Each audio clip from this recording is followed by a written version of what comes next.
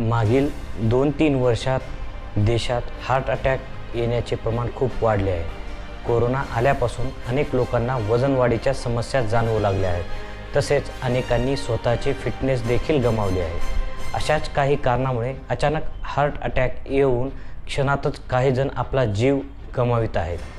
अशीच एक घटना नांदेड जिल्ह्यात घडली असून एका खासगी रुग्णालयात औषध दुकानातील औषध विक्रेत्याला हृदयविकाराचा तीव्र झटका आला.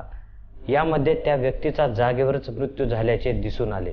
निधन झालेल्या व्यक्तीचे नाव पवन तापडिया असून त्याचे वय 42 वर्ष होते. काळजाचा ठोका चुकवणारी ही घटना CCTV कॅमेऱ्यामध्ये कैद झाली.